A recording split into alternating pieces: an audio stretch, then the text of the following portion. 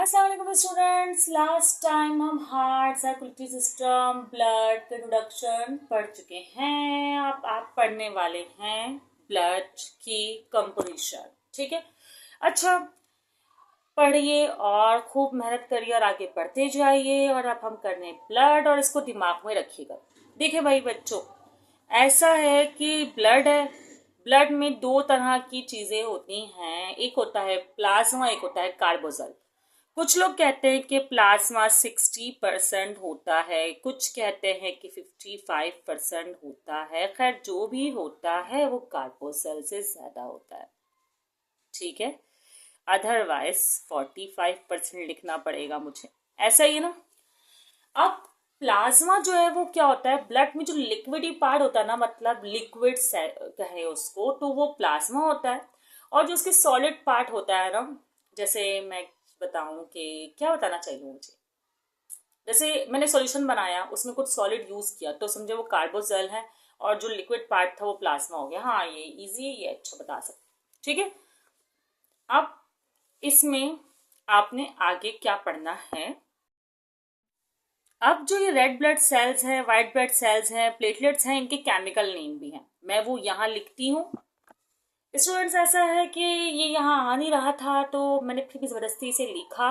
इसका नाम है एथ्रोसाइट, इसका नाम है ल्यूकोसाइट, इसका नाम है थ्रोम्बोसाइट। अच्छे इजी नाम है ना, याद कर ले अभी के अभी। एथ्रोसाइट सबसे ज्यादा होते हैं, अगर कहा जाए तो 95% तक जो है वो रेड ब्लड सेल होते हैं ब्लड में। ब्लड के अंदर की भी पार्ट्स हैं, ये उसकी बात हो रही है। WBCs इससे कम होते हैं और प्लेटलेट्स जो है वो थोड़े ज्यादा होते हैं। सबसे कम जो मैं बोलूंगा ना, सबसे कम वो होते हैं WBCs। ठीक है, 10,000 इस तरह कुछ थाउजेंड्स में होते हैं, जबकि ये जो है वो लाखों में होते हैं, ये प्लेटलेट्स भी और RBCs भी। ठीक है, और इनका ना एक लाइफ स्पैन भी है, 120 डेज लाइफ स्पैन है रेड ब्लड सेल का। इसी तरह 7 डे लाइफ स्पैन है अपना क्या नाम है प्लेटलेट का। 4 डे लाइफ स्पेन है ल्यूकोसाइट का। अब आप लोग सोचते होंगे कि भाई अगर ये ब्लड से मर जाएंगे, मतलब इनकी लाइफ इतनी है, तो हम सरवाइव कैसे कर रहे हैं। देखिए भाई, ये तो अपना टाइम पीरियड करके पूरा खत्म हो जाएंगे, लेकिन हमारी बॉडी में एक नेचुरल एबिलिटी है ब्लड बनाने की, जो हमारी बोन मैरो है वो WBCs प्लेटलेट्स वगैरह बनाती है। ठीक है, और इसी तरह जैसे ये मरते जाते हैं, बॉडी जो है वो ब्लड बनाती रहती है। ठीक है, अच्छा यही तो बीमारियां होती हैं, अगर हमारी बॉडी नेचुरल तरीके से दोबारा ब्लड को नहीं बना पाती है तो वही बीमारियां कॉज करती है। वो डिजीज कौन कौन सी होती है वो भी मैं आपको किसी वीडियो से बता दूंगी। ठीक है स्टूडेंट्स, इन्वायरमेंट इतना अच्छा नहीं है कि आपको क्लियर वॉइस आ सके, लेकिन कोशिश मेरी पूरी है। ठीक है, अच्छा देखें, RBCs में पढ़ा चुकी हूँ, लेकिन जल्दी से छोटा सा इंट्रोडक्शन ले लेते हैं कि ये हमारी बॉडी में होते हैं। 95% पढ़कर आए हैं आप लोग, सही है ना।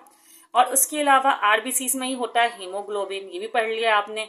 ठीक है, उसके अलावा आपको पता होगा कि RBC में न्यूक्लियस नहीं होता, न्यूक्लियस एब्सेंट। ठीक है, इसका बाइकॉनकेव शेप होता है, ये भी पढ़ लिया है आपने।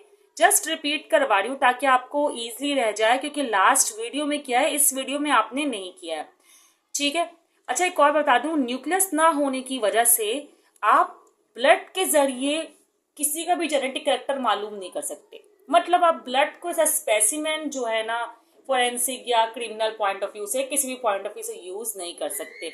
बाकी चीजों को कर सकते हैं, आप हेयर फॉलिकल को कर सकते हैं, आप क्या कहते हैं थूक को यूज कर सकते हैं, मतलब आप स्किन को यूज कर सकते हैं, लेकिन आप ब्लड को नहीं यूज कर सकते। ठीक है, अच्छा ब्लड में होता है ना हीमोग्लोबिन आयरन, तो अगर ब्लड की कमी होगी ना RBC में, ब्लड का मतलब सिर्फ RBC है यहाँ पर, जिस जो एनीमिया कॉज करता है। एक्चुअली क्या होता है कि एनीमिया में आयरन की कमी होती है, और आयरन की कमी होने की वजह से हीमोग्लोबिन की कमी होती है, और जब हीमोग्लोबिन ही कम होगा तो RBC नहीं बनेंगे। जब RBC नहीं बनेंगे तो क्या होगा कि ब्लड कम हो जाएगा, बंदा एनीमिक हो जाएगा। ठीक है, सबसे एक इंपॉर्टेंट बात कि RBC जब डेड होता है ना, जब 120 डेज के बाद जब इनका लाइफ स्पैन खत्म होता है आफ्टर 120 डेज, तो इनमें ना लाइजोसोम नहीं होता जो कि इनको खा सके। अब क्या होगा, इनकी क्या कहते हैं जो बॉडी है वो क्या पूरे ब्लड में घूमती रहेगी? नहीं, बॉडी में एक पार्ट होता है स्प्लीन, वो क्या होता है, डेड आरबीसीज को कलेक्ट कर लेता है। सही है, डेड आरबीसीज वहां चले जाते हैं और वहां जाके जो डिस्ट्रॉयर कवर बननी होती है, जो भी बनना होता है, वहां पे मिसाल दे रही हूँ, तो वहां पर इसका ये जो है काम होता है। और बाकी आरबीसी से रिलेटेड चीजें हम कर लेंगे। अब जल्दी से करते हैं डब्ल्यूबीसीज। और एक और मैं बताती चलूं कि एनीमिक पर्सन्स जो है ना, वो अच्छी स्टडी भी नहीं कर सकते। तो आप लोग एप्पल जो है वो डेली खाइएगा, ताकि आपके पास आयरन रहे। आयरन रहेगा तो हीमोग्लोबिन रहेगा, और हीमोग्लोबिन रहेगा तो उसका लेवल भी मेंटेन रहेगा, जो कि मेल में है 14 ग्राम पर डेसीलीटर, मैं पहले बता चुकी हूँ, और फीमेल में है 13 ग्राम पर डेसीलीटर। और ये क्यों कम ज्यादा है मैं इसका बता चुकी हूँ, वो वीडियो देखिएगा, लिंक डिस्क्रिप्शन में है। सही है। व्हाइट ब्लड सेल, जिसका मतलब है सफेद खून। व्हाइट ब्लड सेल्स जो है वो बहुत जरूरी हैं। व्हाइट ब्लड सेल जो होते हैं इरेगुलर शेप के होते हैं, मतलब कोई खास शेप नहीं होती है, अमीबा समझ लें, नहीं अमीबा भी नहीं होते हैं, मतलब कुछ इस तरह के, कुछ इस तरह के, मतलब कोई खास शेप नहीं है। ठीक है। और उसके अलावा जो है इरेगुलर शेप होने के साथ साथ जो है ये हमारी बॉडी में कम से कम मोर देन 10,000 होने चाहिए। इससे कम हो गया तो प्रॉब्लम होगी। अब प्रॉब्लम क्या होगी वो भी मैं आपको आगे बताने वाली हूँ। देखिए, अगर ये हमें इनर्जाइज करने के लिए जरूरी है ना, आरबीसीज एनर्जी मिलती है ना, इससे आयरन होता है, इससे आप एक्टिव रहते हैं। तो डब्ल्यूबीसीज आपको बाहर से आए हुए फॉरेन पार्टिकल्स को किल करने के लिए जो है वो जरूरी है। व्हाइट ब्लड सेल इम्यूनिटी के लिए बहुत जरूरी है। ठीक है ना। अब क्या मकसद, देखिए भाई, आपके व्हाइट ब्लड सेल की जो टाइप्स होती हैं, अगर मैं उनकी बात करूं तो वो है एंटीबॉडीज। एंटीबॉडी जैसे जो भी फॉरेन पार्टिकल आया तो उसके खिलाफ बॉडी बना ली। ठीक है। और दूसरा पॉइंट अगर मैं बात करूं तो लिम्फोसाइट्स। सही है। लिम्फोसाइट के अलावा मोनोसाइट्स, मतलब कुछ, मतलब ये टाइप्स हैं वाइट ब्लड सेल्स की, जिसे हम पढ़ेंगे।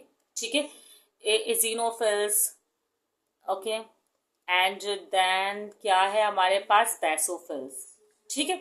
इनके अलग अलग परसेंटेज है, कुछ की अलग है, कुछ की अलग है, इसको आप जरा याद कर लीजिएगा। अभी फिलहाल हम इसको देखते हैं। सही है।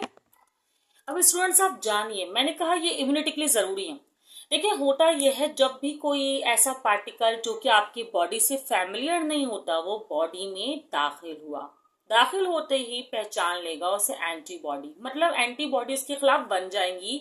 अगर पहले से बनी हुई होंगी, जैसे कि ऐसा कोई वायरस हुआ जो पहले भी बॉडी में आ चुका होगा, तो उसकी एंटीबॉडी तो हमारी बॉडी में पहले से मौजूद होंगी, तो वो फौरन पहचान लेंगी और लिम्फोसाइट को बता देंगी।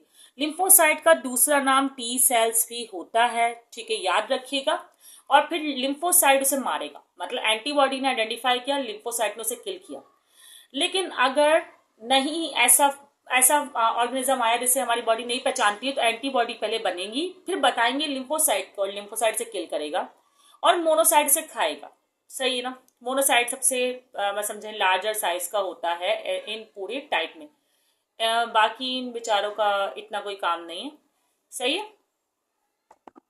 इसमें ना मैं एक न्यूट्रोफिल भूल गई हूं, मैंने अभी देखा तो मुझे याद आया कि न्यूट्रोफिल्स भी तो होते हैं। ठीक है ना। अब आप बताती हूँ कि कब काम नहीं करेंगे।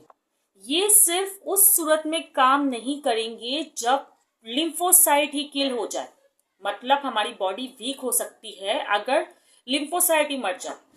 और ये काम होता है ज्यादातर तब जब HIV वायरस आता है। ये वो वायरस है जो कि लिम्फोसाइट को मार देता है, और जब लिम्फोसाइट ही मर गया तो हमारी बॉडी में जो भी ऑर्गेनिज्म आएगा वो हमें नुकसान पहुंचाएगा। ठीक है ना। ठीक है। अच्छा, वायरस हमारी बॉडी में कैसे भी आ सकता है, मॉस्किटो के काटने से या किसी भी तरीके से खाने से, मतलब जो भी जिस तरह से भी वायरस स्प्रेड हो सकता है वो आ सकता है। ठीक है ना। तो इम्यूनिटी के लिए हमारे लिए डब्ल्यूबीसीज बहुत जरूरी है, जो मोर देन 10,000 होने चाहिए, ताकि हमारी बॉडी जो है अच्छी इम्यूनाइज रहे और हम बहुत स्ट्रॉन्ग बैक्टीरिया के खिलाफ जो है फाइट कर सकें, वायरस के खिलाफ भी। हाँ बिल्कुल। प्लेटलेट जो होते हैं वो एक समझ लें ओवल शेप हो गया, या क्या बोलें डिस्क्वाइड शेप, ये ज्यादा बेटर वर्ड रहेगा। ठीक है, इस तरह के होते हैं। ठीक है। प्लेटलेट्स या आरबीसीज हो, ये दोनों ही आपको एनर्जाइज करने के लिए जरूरी होते हैं। अगर आपने नोटिस किया हो, जब आपको डेंगू हो जाता है, किसी को भी डेंगू होता है, तो वो बहुत कमजोर जाता है, उसकी बॉडी बहुत कमजोर जाती है, उससे चला तक नहीं जा रहा होता।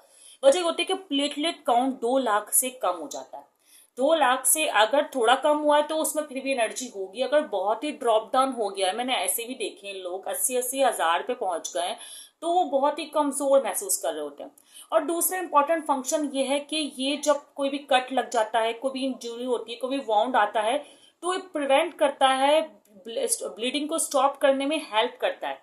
ठीक है, क्योंकि अगर देखिए प्लेटलेट कम हो जाएंगे या फिर जो फैक्टर होते हैं क्लॉटिंग फैक्टर वो बॉडी में नहीं होंगे, तो ब्लड लॉस ज्यादा हो सकता है, जिससे जान भी जा सकती है। ब्लड की कंपोनेंट आप पढ़ ली हैं और उनके फंक्शन भी पढ़ ली हैं और ये बॉडी के लिए कितने जरूरी है ये भी पढ़ लिया है, तो इसका मतलब आप तो अपने ब्लड लेवल में सब कुछ मेंटेन रखने की पूरी पूरी कोशिश करेंगे और दूसरों को भी मशवरा दे सकते हैं। लेकिन फिर भी कुछ ऐसे फ्रूट्स वगैरह खाकर ऐसी चीजों से ही इसको पूरा कीजिएगा, सप्लीमेंट लेने का ट्राई नहीं कीजिएगा, डॉक्टर की हिदायत के मुताबिक इस्तेमाल कीजिएगा।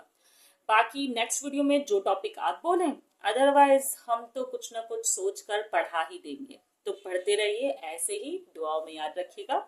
अल्लाह हाफिज।